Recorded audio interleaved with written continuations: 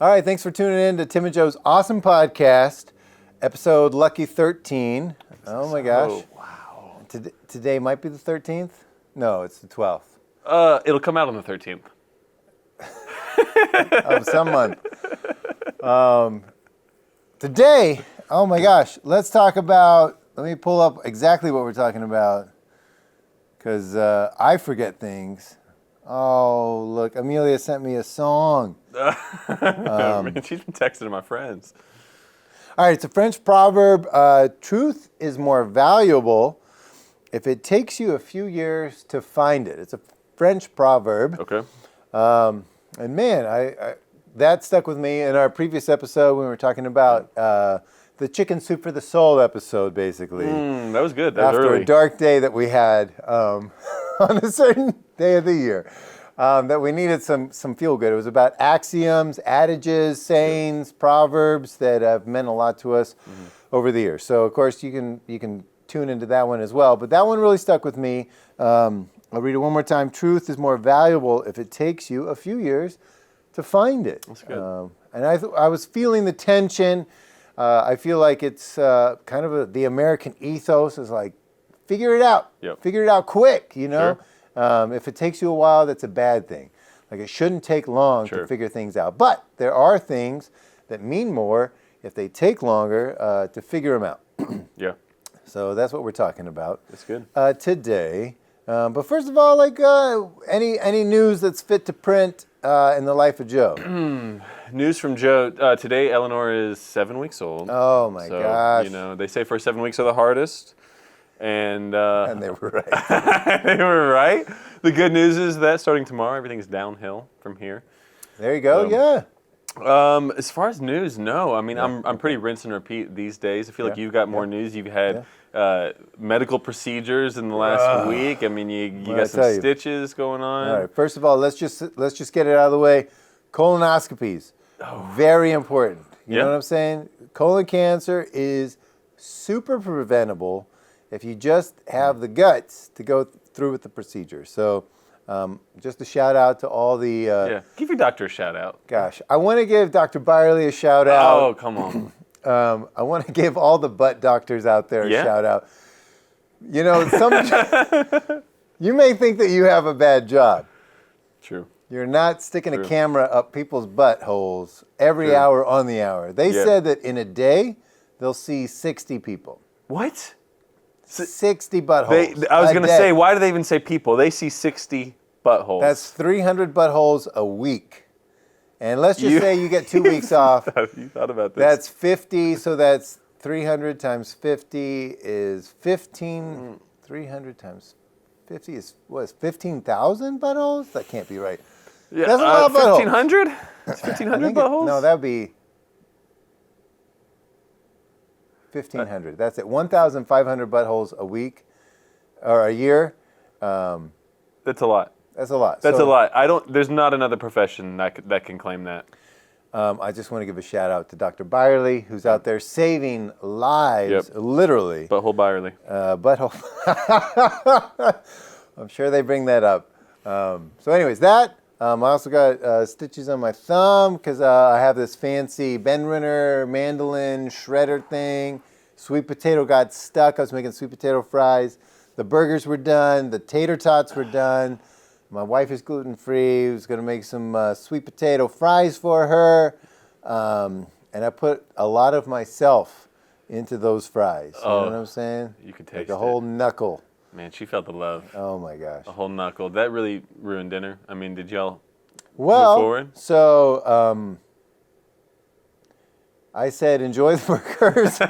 I'm going to the hospital. Drove yourself? Save me a burger. Yeah, I drove myself. You know, they appreciated the painter's tape. That's all I had, that I'd wrapped it up painter's tape with on a paper towel, some painter's yes. tape. And Jasper, listen, I love vaccines. The polio vaccine just doesn't agree with Jasper's system. It doesn't. Okay. So he had a really bad reaction to that. Same night? At urgent care. That was like that day. I think we'd been to urgent care. Oh my gosh. 3 trips to the hospital this week. You know, we're keeping them in business. Remarkable. Keeping them in business. And you're here. Man, come hell or high water. I'm so excited. You wouldn't miss this. It's going to take a lot more than the colostomy and not a colostomy. What was it? Yes, that's right. Let me show you my bag. No, there's no bag. Yeah, it's off camera. Yeah. We run it. That's it. So yeah, it's been a busy week for sure. Yeah. But just super excited to be here and to talk about things that have taken us a while to figure out. Sure. You know what I'm saying? Yeah, that's good. I'm always amazed at the wisdom that you share. These proverbs, I'm not sure where you learned these. I wasn't taught these. I was taught like the regular like you know, an apple a day keeps the doctor away. These Americanisms. I don't know where you learned these Chinese and French proverbs. But keep them coming. Man, yeah, I love that Chinese proverb too. Vision without action is a dream, but action without vision is a nightmare. You know, I mean, solid. We'll do a whole. Don't give away all your episodes here. I mean, if there's an episode of Tim and Joe's Awesome Podcast, it's a proverb. If Tim's running. Now, I'm super excited because you learn things quickly by most measures. Give us a rattling off of some of your amazing skills. Oh, I don't know how I've earned that reputation. I'm pretty mediocre at everything that I try. It's usually very short term. He's a liar. You rattled off a few. You rattled off skateboarding, which we had a summer where we both tried to learn how to skateboard to the point where we were ollieing over things. Yep. And I don't think I ever touched a skateboard again after I accomplished that. Right. Well, yeah. The bet was whoever can learn how to ollie over a 2x4 first wins the bet. And man, we both spent a lot of time. But you learn much faster than I do, and you won that bet. Yeah. And actually, I'm wearing the pants. So then, really, yeah, these are them. That's what that battle scar is right there. So the penalty was that you had to drop in off a half pipe. Oh my gosh! Don't worry, I didn't drop in off a half pipe. My insurance wouldn't cover that. It does cover colonoscopies though. I had to. It was just a little ramp, but it was enough to. Well, we had a hard time getting you down to the skate park to drop in on the half pipe, but it was advantageous of me whenever a music video was being filmed on our street. Yeah. That as cameras were rolling, I decided I'll just cash in on that right now. Tim, forget about the half pipe. There's a quarter pipe. Why don't you just go drop in front of the camera right there? So this is the quarter pipe. This is the solution, the result of the quarter pipe drop in. I'm still in one piece. I skinned up my knee. It's not a big deal. But I did beat you on stilts. Oh, we raced on stilts. Yes, we did. Oh, on the peg stilts with the Yes, we did. We did. That sparked an interest in me. The stilts stuck around longer than other hobbies. I did go out and get some of the I call them praying mantis stilts because when you wear them and you run, you look like a praying mantis because you're 10 feet tall. Wow. But they have some bounce. Okay. So my goal was to get those, was to go down to the park and dunk, and I did. Oh, man. I got to dunk at LaPorte Park with some actual basketball players in attendance throwing me alley-oops who I'm pretty sure acknowledged to each other that this is what gentrification means when they saw me coming down with some of those things. Wait, guys, wait. Yeah, I mean that was unreal. But I did dunk, and I still have not grown back my leg hair. And that's the truth. I have on the front of each of my legs. I have no leg hair. You didn't put them on the outside. You put them on the inside. I was wearing shorts. Wow. Yeah, okay. I was wearing shorts, and I've never. Ahead. It's been a year. I do not think I can grow leg hair back. From that. They don't put that on the box, do they? They sure don't, man. But battle scars, you know. I got the receipts. I learned the stilts, and then I never touched them again. And that's kind of on par for the course for me. So we've got skateboarding, stilts. Yep. Unicycle. Unicycle is an old and a new one. That was one that I really enjoyed back in the day, and unfortunately, someone walked off with it on our front porch. Just now? Like no, the old one. The old one. A couple years back, we had it on the front porch. And what are they doing with a unicycle? That's honestly, I hope they learned. I do, and it would be worth it just to know that they rode around on that thing. Just see some dude cruising Portland. That's my unicycle. Right. Yeah. Yeah. The unicycle is back again. I've got a better unicycle.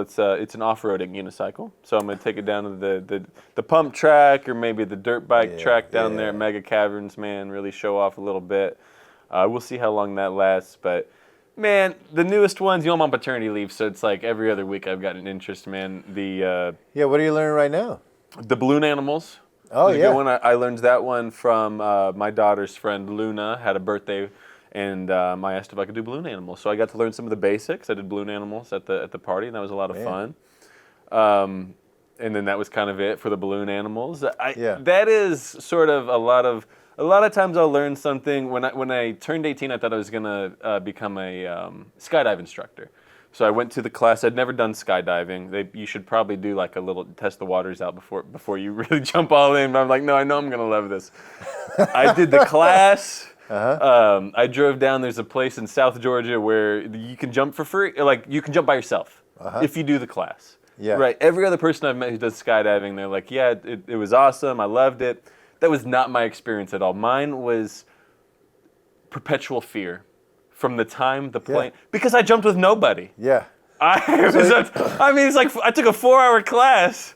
And I just the bar was low in South Georgia for skydiving. You just take a 4-hour class, no jumps.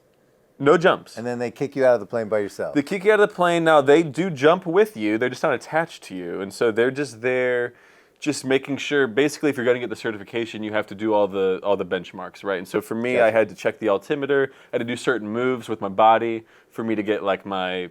And these are moves you're just like in a gym. You're like, and then I put my hand up, and then I put the legs out, and that's and they're like, bro, you're ready. You're born. To be honest, I can't tell you what the moves exactly were because I know that I did almost none of them. From the moment I left the plane, everything went wrong. It is probably true that this skydive is the worst they'd ever seen where nobody got hurt. So you jump out. First that. of all, like you're there at the hangar, or you're there at the plane. You're about to jump out. What's going through your head? They see that I'm freaking out because they are intuitive to know that I should not be doing this, and I am freaking out. Yeah. And they just kind of walk me through. Hey, just remember, check the altimeter. Remember, do this at this point. Do this at this point. We're not far. What's that mean? We're not. Hey, we're right there if you need me. I mean. That means very little. Yeah. Because I jump out first and they jump behind me, right? Okay. But they've got some certain moves that if I'm doing my moves, which is to like... They know what they're doing.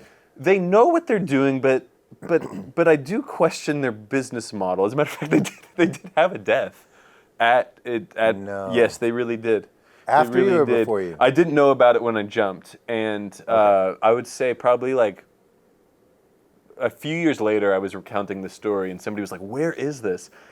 And I was like, let me find it, and I Google it, and the first thing that comes up is, woman dies at XYZ farm, skydive the farm, whatever it was. And, it's kind of dangerous. First of all, I did not pull my parachute. Completely forgot. You forgot. Forgot. There's a lot that they put on you, and the 4-hour class is jam-packed, by the way, it's jam-packed. They jump behind you. I didn't get the jump right. I jumped out. They don't really tell you. They tell you to lean back. And I've seen movies where they kind of lean back, where it's like this, Yeah. And they just kind of fall backwards and kind of flip. That's what I went for. That's not the right. Apparently, you're supposed to just jump backwards and just assume belly position, but you jump backwards. I thought you go full rotation and then you finally land into that. So I do a flip. Wow. I didn't even mean to, but I go backwards in the wind and I'm flipping and flopping. I have no idea what's going on. No idea what's going on. I'm literally just taking a beating. Never checked the altimeter. There's all these moves I'm supposed to do. Didn't do any of them. And I'm starting to think that, hopefully I'm going to sort all this out eventually. Eventually my body is going to just... time limit. Well, it doesn't... I don't know what happened. I honestly don't know, but I do know eventually, by their telling me about what happened, that they swam to me. So I'm doing my best to flatten out, and they're doing nose dives. They're swan diving to be like, oh my God, we've got to catch up to him. We can't let Betty go again. There's a way to catch up to people in midair. Oh, So they're penciling. Okay. And I'm flopping, but there's enough wind resistance that they catch up to me, and they reach on my chute, and they pull the chute for me. And all I know is out of nowhere, I am floating, and I'm not really sure what happened. A part of me actually thinks that the emergency deployed, because they did tell me, which gave me some false hope. They're like, hey, don't worry, at 1,000 feet, it'll automatically deploy because there's an emergency in there. And it has like a little trigger in there based off the air pressure, it'll automatically go off. Yeah. All right, but so I'm thinking, all right, the emergency went off. I really screwed up. Now I'm 1,000 feet in the air. In reality, I'm like 6,000 feet in the air, but I don't know the difference between 1,000 and 6,000 feet, to be completely honest. The next step is you're supposed to find the, your home base, and they have all these flags telling you the wind direction. You're supposed to find the flags, and you do like a little U-turn. You go with the wind, then you go horizontal to the wind, and then you go against the wind. And you do all these turns. I'm not doing any of them right. And I'm landing with the wind, and you're supposed to land against the wind so that it kind of slows you down. Okay. I'm going with the wind. I land on the pavement harder than the instructional video showed. And dude, I'm like on the pavement at this point. And they never talked about pavement. So I didn't expect to land on the pavement. No, exactly. You expect to land in the field. They have How a giant far are field. you away from the field? I'm not that far away from the field. I'm on the outer boundary of the field. Okay. The field, it's a huge field that they have for you, but on the outer boundary of the field is the only pavement that's within a mile, and it's the runway for the airplane. Oh my gosh. I look up, and the airplane that I jumped out of is barreling towards me ready to land. I'm serious, I swear. I take off running towards the field, and I can't run at all because there's a giant parachute behind me, just pulling me back. Gosh. I'm grabbing it with both my hands, and I rip it off the runway, and within 10 to 15 seconds, the airplane goes past me. It lands and it goes past me, and just. Oh my gosh. I found the comments, because there's a logbook if you're going to get your certification, that I found the comments the instructors wrote for me when I was visiting my parents' house last Christmas or whatever, and it's gold. Yeah, what did they say? They passed me. Wow. That's how I should have known. Wow. I should have known. They mentioned, they alluded to the fact that was a tricky start. It was a tricky start, but way to go, man. Rock and roll. See you die. It was like rock and roll. Rock and roll. Dude, this was the precursor to there was going to be a death here in the next few years, because I forgot, after I left, they offered me a job. They said, man, for $10 a parachute, we'd hire you to pack parachutes here. Bro, I don't know how to pack parachutes. Who packs my parachute? Yeah. You know?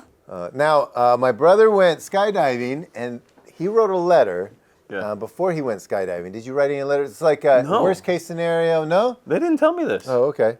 Yeah. He said it was like a moment of inventory. They're like, all right, well, just in case something bad happens, just make sure you have a letter, blah, blah, blah, blah, blah. Wow. You know? Wow. He wasn't jumping out by himself. But these guys... They were keeping it pretty loose at my spot, and they didn't even mention that something could go wrong. Yeah. They were like, hey, bro, what could happen? Yeah, they didn't tell me about a whole lot of stuff. Oh, my gosh. Well, you're a living miracle. So evidently, maybe skydiving is not something you learn quickly, which is actually a perfect segue into the topic. What is something that's taken you a while to learn, but it only makes it mean more when you finally figure it out? Or maybe it's the kind of thing that you can only learn over time. It's not something that you can learn quickly. You know, it's I'm having a hard time thinking of things that I have continually tried to struggle with and process with and wrestle with. Yeah. Right. To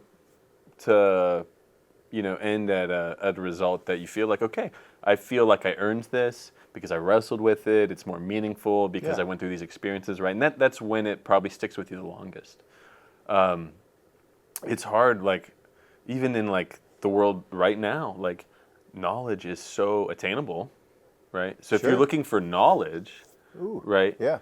you can get it within seconds, or at least faster. Not everything, you can't use AI for everything, but for a whole lot you can. I mean, the world of like specialization to the point where like I hold the knowledge is like kind of over. Wow. I mean, if it's attached to like skills, Yeah. right? Like a surgeon who specializes, right? Like is worth its weight in gold, right? But like, somebody who specializes just to study and learn, like the result of that is going to be mostly like internal. Okay, It's yeah. going to be like sense of self. It's going to be spiritual related, right? But as far as holding the keys to like this knowledge that really nobody else has, it's all like it's more attainable than it's ever been. Katie right now is like going through like we're talking about maybe like we've just had a second kid, like going back to work and everything. So for the first time in my life, I've been trying to do like some retirement planning, right? Like I'm young enough, but like just to like make sure that like I've got an idea of the direction for that, like what's Sure. needed for that, right? Yeah. I've been doing a lot of research for it. It's a daunting world, right? Like things like IRAs and indexes and bonds and like all these things, right? That I was thinking like even like 20 years ago, like you kind of had to hire, unless you really, really wanted to be diligent and do your research. It was just easier to hire somebody to do this for you. Yeah. And now it's like all this information is so attainable that like even like all these apps, you kind of set it and forget it. Even like AI can like forecast, stocks in ways that, not that it's great, like that's always a gamble, but it's like they're looking at way more factors than like a broker's looking at, right? Yeah. So I've been like calling around, like I talked to somebody who called back from Fisher Investments. I don't know much about investments, so I didn't know that for Fisher Investments, they don't take you as a client unless you're ready to invest $500,000. So this poor guy calls me and gives me the 5-star treatment. Oh Right? yeah, he thought you had $500,000. He just sitting did. there. He did. I know. I had to break his heart, and I let him down easy. But he was kind enough to kind of walk me through it. I'm like, well, since I have you, like, I do have some questions. Maybe I'll be there one day. Probably not. $500,000 is a lot of money, but. And he's telling me things. I'm like, okay, I kind of already learned that. I kind of already know that because I've been kind of looking into this. I've been watching some videos. I've been doing my own research or whatever. And I've kind of landed on the fact that, like, I think everything I want to do for retirement planning, like, I don't need somebody for, right? Yeah. Sure. And so kind of that's the route that I'm taking. So it's just interesting. That's not the question you asked me, but it's interesting kind of the way that things have changed, even within the last few years, definitely since like internet age or since internet became so like user friendly. Yeah. But especially with AI, it's like unimaginably more user friendly. So that being said, the things that are more personal to me, maybe I could relate to. And the one that comes to mind would be kind of my perspective on like nonviolence, right? It comes up a lot on this podcast a lot, but it's something that I wrestle with all the time. And it's shaped by the most personal experiences I've had with violence, which thankfully has not been that close, right? But times where I witnessed violence, like in 2018, sort of the catalyst for getting involved in this kind of work was because I witnessed a police-involved shooting that resulted in the death of somebody whose name was Damani Jordan. And that was kind of like the beginning of, all right, I really need to wrestle with my views on violence, right? Because my views are pretty standard, like violence is okay in self-defense, violence is okay. I mean, depending on who you ask, it could be okay if you're defending property, and then it starts to evolve, right? Because you've had a really close encounter with violence. And since then, I've talked to dozens of people who have been affected by violence, who've lost loved ones to violence, right? And so, like, kind of my perception shifts every single time I talk to somebody like that. 2020 protest was a big one. That was one where I was really, really passionate about nonviolence, but also wrestling with, like, what is the response to... You're talking about the Black Lives Matter, Breonna Taylor, right here in Louisville, right? Yeah, yep. And so during that experience, I was arrested during a protest at one point, and I remember the message I was holding on my cardboard sign was "Shalom requires lament." Ooh. And wait. Shalom requires lament. Unpack that for us. So it is a reference to Ecclesiastes, I believe.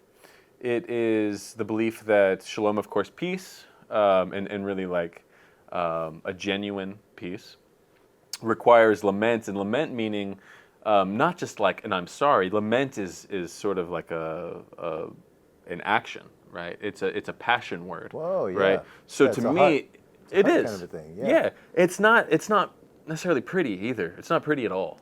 And to me, it really captured what the protests were, even as I'm trying to unpack them. Right. It wasn't. I went down there many times, almost always peaceful. Sometimes they weren't. Right. And so even unpacking, like, okay, my view of nonviolence for the last few years has been like an MLK view of nonviolence, right? Sure. Nonviolence at all costs, including language, including property, and even that started to unpack a little bit, right? Okay, yeah. Understanding like, okay, MLK had a message of peace, no matter what. Also, the message for MLK to get across would not have been palatable for anything else. And even in that moment, it still wasn't palatable for a lot of people. It took a while for Sure. that Yeah. to be accepted, right? So that had to be the message. Yeah. Also, while I do have some voice in this, I am not the most impacted, even close to this, right? And so like I don't really get to set the terms for how I want sort of this moment to take shape. Sure. Right. So yeah, did I see things that made me uncomfortable? Being out there in the thick of it, absolutely. But it kind of informed my view on nonviolence, which continues to change. It changed again when somebody accidentally shot themselves outside my office, and I had to like put a tourniquet on someone's leg. Right. That's a big moment that kind of shapes how you think about gun safety and how, like what you think about victims of violence and just accidents of violence and all that kind of stuff. There's a lot of little moments, right? But for me, anytime it's really been a big shift, it's been personal, whether it's been I experienced something myself, I witnessed something myself, or talking to people who have a firsthand account of violence. And that's, come to think of it, my mom, who is a valued listener, from the great state of South Carolina. Big shout out. 2 weeks in a row, Mom gets a shout out. She had a really personal experience with the death penalty in that she just happened to drive across a crime scene when she was in her small town of Monroeville, Alabama, as a young adult. And that ended up being the crime scene of Walter McMillan. And Walter McMillan is a famous case who was wrongfully convicted to the death penalty. Just really, really did not get a fair shake. Judges kind of going even beyond their authority to issue a sentence in order to make sure that he got the death penalty and he was innocent. And a book was written about it called Circumstantial Evidence, which was really popular, and then it was turned into a movie called Just Mercy. And Brian Stevenson, famous lawyer who now works for Equal Justice USA. But the movie is phenomenal. I saw it when it came out in theaters in like 2020. But because of that, my mom has been against the death penalty, right? And that's just because she had that chance encounter with that. It was from her town. She happened to be there in a moment that felt personal, and it's affected her. And because she realized that one case, she probably doesn't know, I don't think she knows. A whole lot of people have been on death row, but the one person that she had some sort of connection with just happened to be a wrongful conviction who got absolutely railroaded. That's what shapes our perspectives. Those are kind of things that make us wrestle with what truth is. And because it was so personal, I'm sure she's held on to that. Well, it sounds like you're talking about like there's knowledge, and then there's knowledge, like something that you feel that's imprinted in your heart. Sure. And I love that.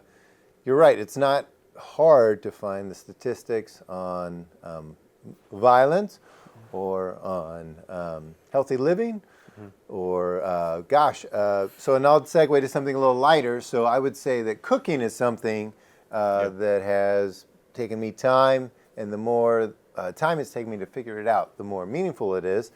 It's not hard to go online and search for any recipe, right? Yep. But like, and it's super easy to find, but have you ever had shashuka? I've never had shashuka. Man, you've never had shashuka, man. Yep.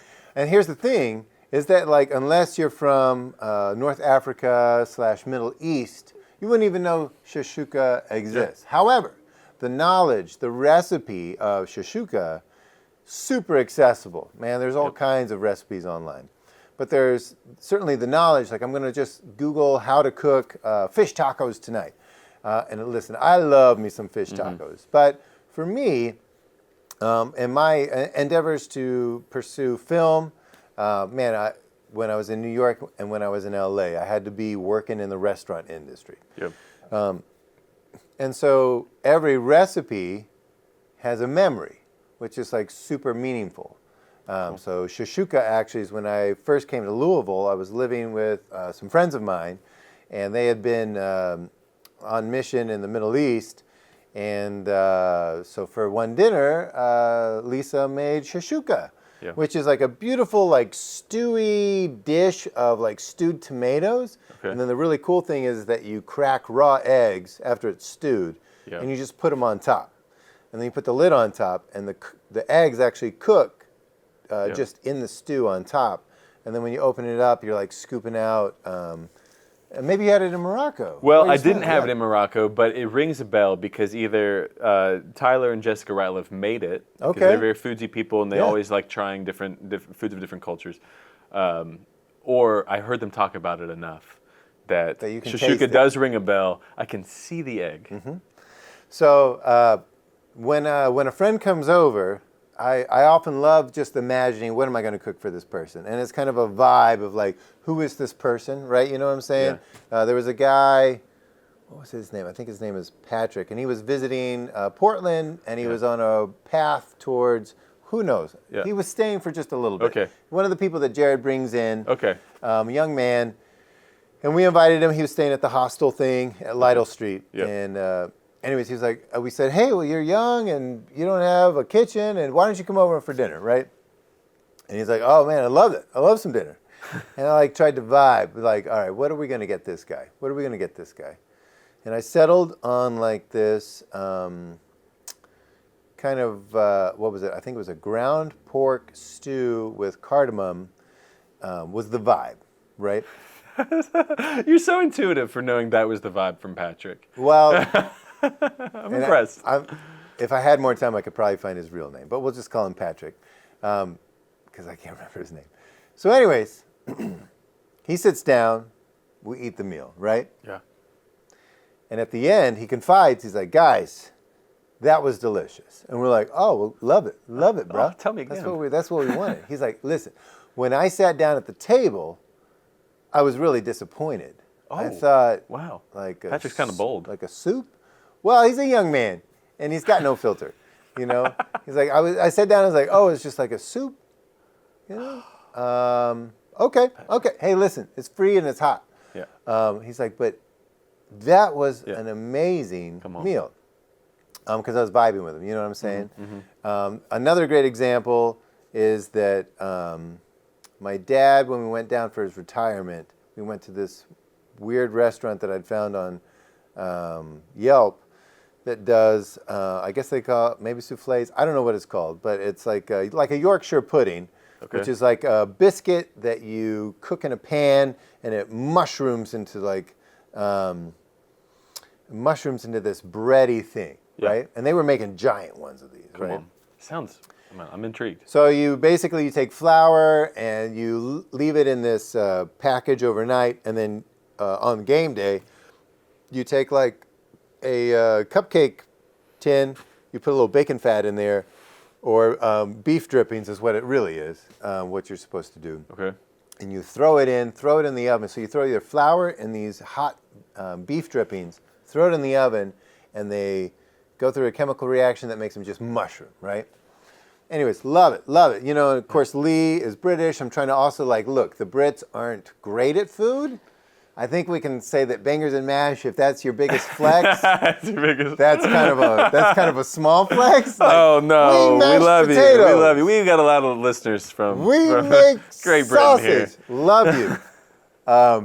If it was between that and like a French restaurant, I'd probably go French. Anyways, so I made these things, and I took them to a family get together for Stephanie's family that was, I think, Thanksgiving or whatever. And her sister's boyfriend is a little bit aloof. You know what I'm saying? Like, I get it. You're the sister's boyfriend. You're coming around. I don't think he tells himself that. He wakes up, he's just like, I'm just the sister's boyfriend. That's all I am. He's having, I think it was Thanksgiving. He's having Thanksgiving with basically strangers. Okay. Not that we're strangers. We talk to him. Yeah. But he's a bit aloof, you know, and I'm not going to... Sometimes that makes you be on your A game. You're with strangers, with the family side, like... Not him. Not him. All right. Not him. He's like, this is an opportunity to check out. And he just watches the game. He's doing his thing. You know what I'm saying? Yeah. Anyways, I bring out these, I think they're Yorkshire puddings, which is basically, it's a pudding course. It's not pudding. It's actually like a biscuit. So we're all enjoying, and Stephanie's family's always like, what is Tim bringing this time? Last Thanksgiving, I screwed up the green beans. Because who wants canned green beans? You couldn't you couldn't take the easy route. Or soggy green beans. Listen, I do love just some country green beans with some bacon cooked slow. I love that. Yep. I did a French haricot vert, which is like garlic in the pan, a little. No one asked you to do that. You sear the green beans. This has become the foodiest podcast. And here's the point: is that I went out and I did this thing, the Yorkshire puddings, and Brian, who has like said maybe 10 words since he's been there, he drops his fork, bro. No kidding. He drops his fork. He's like, Tim, what are these? And I was like, oh, I think it's called Yorkshire puddings. You know, he's like, my grandmother, when we used to stay with her, used to make these, but she put powdered sugar on top. This tastes exactly like, I was unlocking like a core memory for him. Back. Yeah. You know what I'm saying? Yeah. So all that to say is that I'm so glad there were some redemptive qualities in Brian. You know what I mean? He loved his grandmother. He loves my wife's sister best he can, as best he can, and they're living a great life, and he takes care of her. And I got no ill will. I wish the dude maybe was a little more talkative, a little more friendly, a little more interested in who we are, but that's okay. The boyfriend, you know what I'm saying? But it was like a moment where he was like, suddenly he was at the table. He wasn't thinking about the game anymore. He was thinking about when he was like 6 years old, snot-nosed, and his parents had dropped him off at his grandparents. And his grandma was like, well, we'll make this and push him back. And he was like, it was taking him back. You may have a gift with the intuitive thing. You may have picked up on that a little bit. Well, and the other thing is that each recipe... Is that why you made me bagel bites when I came over to your place? Did I make you bagel? No, you never made me bagel bites. You would never. Well, and even the avocado toast that I did make you with the poached eggs. Unbelievable. Goes back to a restaurant I worked at. Anyways, all that to say is like each recipe means more. Mm-hmm. Like it's not just, I Googled avocado toast because I saw it on my Instagram feed. It's like, I remember brunches in bougie downtown LA and avocado toast was off the chain. Yeah, that was a moment. You know what I'm saying? And the oil and then the like the paprika on top, stuff like that. So anyways, all that to say is like cooking, if it was like, hey, I think in a different life, if I hadn't had to work in any kitchens, and Stephanie had said, Tim, because I cook on the weekends, if she had been like, Tim, I need you to cook on the weekends so that I can cook better during the weekdays, I would have been looking up recipes. I would have been doing a great job, but it wouldn't have meant as much as like now when I try and come up with a recipe on the weekend, I'm trying to find like a space and time to really go back to. Like I made shashuka and the kids didn't care for it, but like Stephanie was like, it was vibing with her. You know what I'm saying? Yeah. Bunch of Patricks. What's that? Your kids. Yeah. Bunch of Patricks. Bunch of Patrick Philistines. But anyways, that's one thing that's like it's taken me years to, every time I worked in a restaurant, I would try and collect like 2 or 3 recipes. And it means more now when I make it. Like the first shoot I was on, I was a PA in New York, and they went for catering, and it was chicken franchise, which this little Texan has never had chicken franchise. But it's like enlighten me. It's like basically you fry chicken, but instead of chicken fingers, you're working Parmesan into the batter. Okay. So you're frying like a Parmesan chicken finger with lemon and like a butter sauce that you put over pasta. It's like it's what chicken fingers wish they could be. It wants to be that. Yeah, that sounds good. So that's one really thing that's like taking time. I wasn't a great cook. But yeah, I would just always like talk with the cooks and the chefs and Yeah. be friends with them and find out like little things like that. So it's always like, oh, I remember so and so doing this. Yeah. But it went from like a knowledge, like, oh, I've got recipes, to like a knowledge, like, oh, this really means something. This dish was really special for that moment, that night. You know. Yeah. Well, you are an incredible cook, and it is. You've always blown Katie and I away, and we feel the love in the care that you put into each dish, man. Well, it is so fun to cook for other people because it is trying to catch a vibe. Like when you guys came over, I was really trying to catch the vibe. What are we gonna have? Nailed it. Nailed it. Did we have anything else other than? We did. We had a casserole, breakfast casserole that you've been working on. Bro. Yeah, you. That's a you New York nailed it. special. That was when I was Was a it? manager of a cafe out in Lefferts Garden in New York, and Scott Fagan, man, that was his recipe. It was like, and I just remember he made that blueberry compote and he put it on top, and it was just like. Yeah, man, you nailed it. Scott. Absolutely nailed it, man. Which is kind of cool. Gosh, I think recipes, and I'm not going to belabor it anymore, but recipes are an invitation from the past to reconnect. If we think about grandma's recipes, or we think about what is Southern cooking, or what is, what's a New England clam chowder, it's an invitation to connect with somebody in a kitchen, gosh, a century ago, being like, let's make this. So. Yeah, it is a great way to relate to people.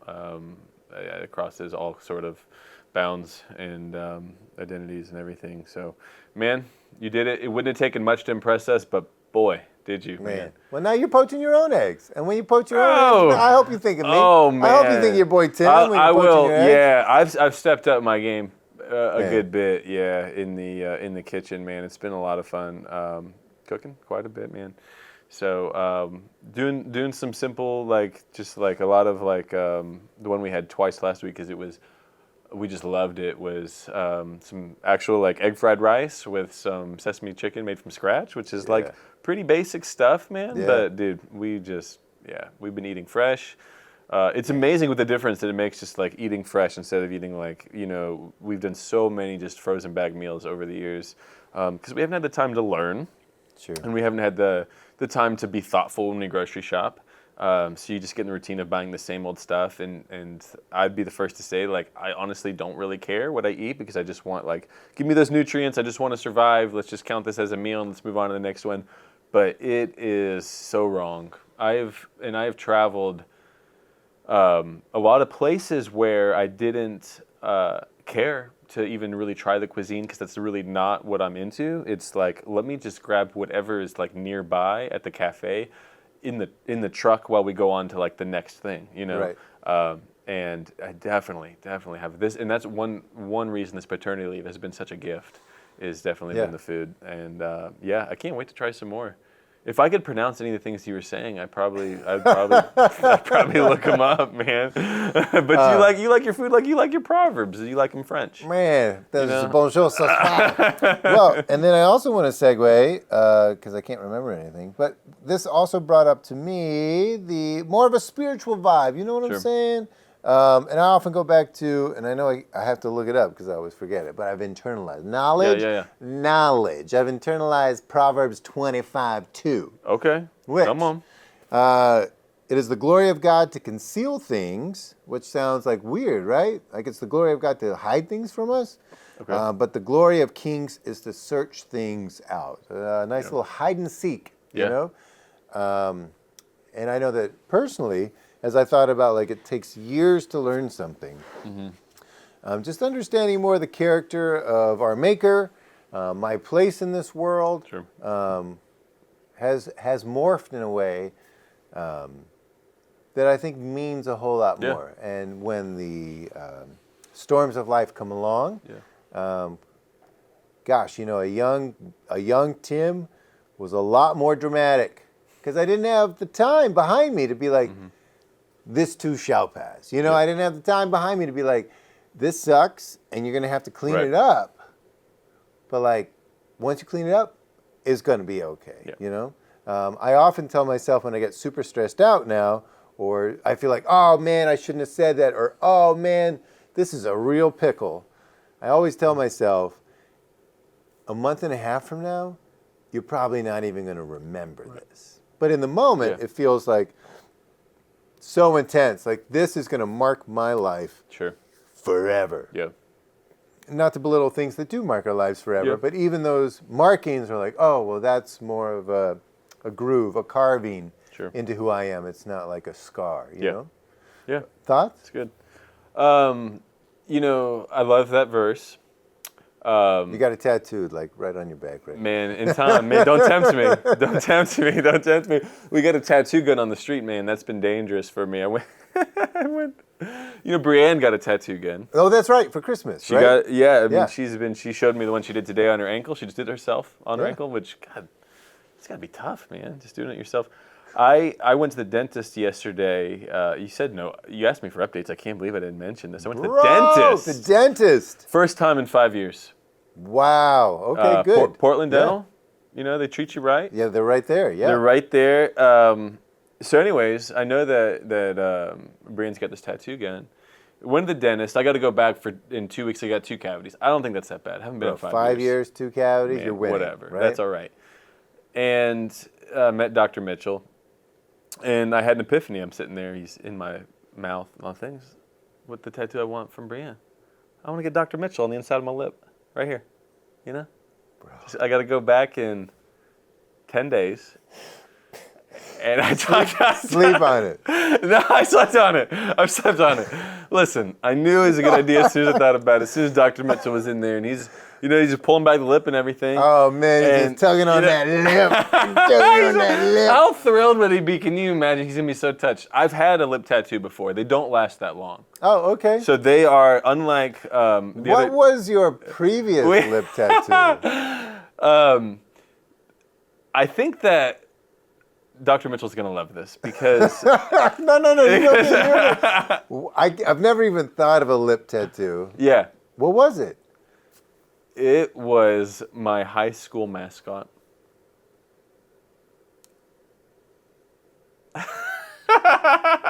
I mean... That's not where I thought that was going to go. Yeah. But were you all a thing? Were you in the high school mascot like a thing? No. It was the mascot. So it was the mascot. This is like the worst thing that probably like this.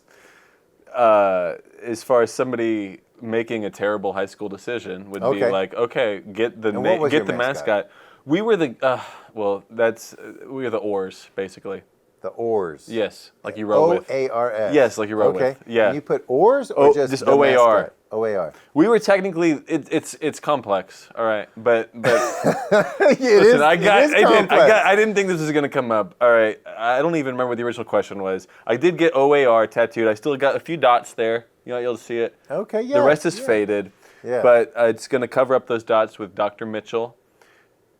Trying to sell brand on it still, but I think that would be a wonderful way to use the tattoo gun. Now, what was the original question? Please help me, because every other time we've had a podcast, there's been some sort of, I say something and there's a response, and I think that's the only time there's been dead silence. So please just tell me what the original question was. What did I think? You got me what did I think with about the Bible word. verse? You got me with like, this will be my second lip tattoo. That's where like, I can't remember anything we've said all night. All I'm going to remember is that lip tattoos are like your thing. Like Joe's thing is lip tattoos. By the time we have another episode, I will have had my follow-up for my cavities. Yeah. And I will let you know if I get the tattoo because Brienne is, she has the ability, she's got a waiting list. She's got the ability to pick and choose who she wants to tattoo. Sure. And I haven't been able to quite sell her on this one. So if I got the tattoo, and B, how much Dr. Mitchell, because it's not a question of if he loves it, how much Dr. Mitchell loves this tattoo. I'm on pins and needles. Yeah, we'll let you tune back in next week. But maybe the more important question was, why we're here, unlocking the secrets of the universe, Proverbs 25. Yeah. That I like that verse. So I'm not gonna say that I had definitely that verse was on my radar, but you talked about it earlier. It definitely struck a chord. Agree, absolutely, 100% that the most exciting part about our faith is getting to search for the answers to things, right? Yeah. am so liberated from the fact that I had to have a doctrine figured out about my faith and the way the universe operates, and so relieved to understand that I am one person at one moment in time who very rarely even has the fleeting thought that the passerbys near me have an existence that's just as vivid and just as complex as mine, to begin to think that I have it figured out, right? Like that in the grand scheme of things, the tens of thousands of years we've been alive, or the millions of years that we've been alive, or the billions of years that the universe has existed, I don't know, right? But the thought that right before I was born, milliseconds before I was born in the grand scheme of things, that we figured it all out, we packed it up into all this, and the volunteer of my small group was able to instruct me in a way that was perfect. I am so glad that I don't have to continue to believe that every little thing that I learned growing up is perfect, because the exciting part is to find those questions that we don't know the answer to. A sense of discovery is exciting for me in general. Yeah. And the ability for things to reveal themselves over time is also just fun. So I love that verse, man. Thanks for sharing it. Man. Well, it is humbling when you paint the picture of billions of years of life, planet, all the things, and that, a small group leader or a pastor with a bad comb over fortunately had it all figured out and packaged up and was ready to deliver it. I don't think I don't think you're discounting the fact that it is a wonderful place to start. Knowing that there is an infinite God that is infinitely personal, which is a wonderful paradigm. It's a wonderful place to start, but I think we have to be okay with telling people that you get to wrestle over this, right? Because again, if we're talking about truth is more valuable when you wrestle with it, then it's going to be so personable that you don't want to let it go when you get there. So it's okay just to be like, okay, this is a perspective that church councils have met. Some of them have agreed, some of them haven't. Some of them have been canonized, a lot of them haven't. Sure. And 99% of what we consider as fact, related to the Bible, related to our beliefs, have been argued over since the beginning of time. And that's okay. Yeah. But I also want to point out that me and my wife, we don't agree all the time. Yeah. Do you and Katie agree all the time? We do, yeah. Yeah, you guys are in trouble. Shucks. Well, I'll speak personally then. Sure, I'll try to relate. Just because we disagree doesn't mean we don't love each other. Doesn't mean we don't have a healthy atmosphere in our home. And I feel like there's a high stakes, it's super high stakes right now. Like, you have to be part of this or not. Sorry, the world is just like so crazy right now.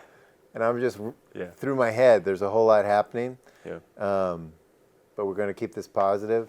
It is, I think, a strength of a person and a strength of a marriage, a strength of a spirituality to be able to disagree, but still call each other family, if that makes sense.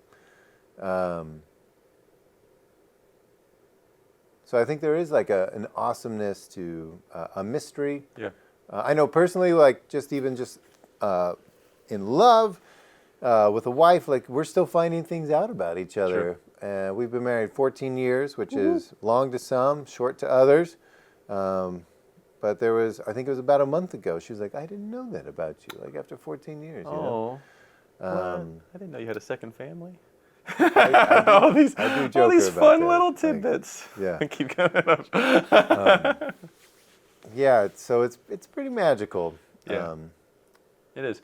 You know, the fact is that's a joy that gets to keep happening, and I hope that continues to keep happening for everyone. I think we are conditioned to think that like we do arrive at some point at this is the payoff of all that hard labor, of all the mind work or the physical work, like whether it's through like movies or books or just maybe our own intuition. We just think that there's a payoff eventually of something, right? And the payoff is actually so much along the way, you know? If my payoff is I want my dream job, and I have this job in mind, or I have this dream house, right? And as soon as I get the keys, I'm gonna feel pretty accomplished. But like, you're gonna renovate the bathroom down the road. And you you're gotta gonna clean it every weekend. You gotta, exactly, right. The joy is realizing like, oh, that is what I want to do. And then a few years later, like, oh, I see a path towards being able to do that. And a few years later, you're like, I get to start looking for that perfect house or that perfect job or whatever, you know. And that's sort of the payoff, and to enjoy those little steps along the road. Is really, really fun. Yeah, I know that there's a danger in not having another mountain to climb. Sure. I know personally.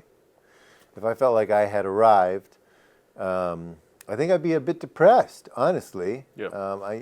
I get tired. I'm tired of working. I'm tired of not just work at work, but I just mean like climbing mountains. Yeah. Pursuing things, pursuing myself, understanding myself, pursuing my wife, pursuing my family. I get tired. I got to get to know my kids. My kid is now 10. My kid is now 7.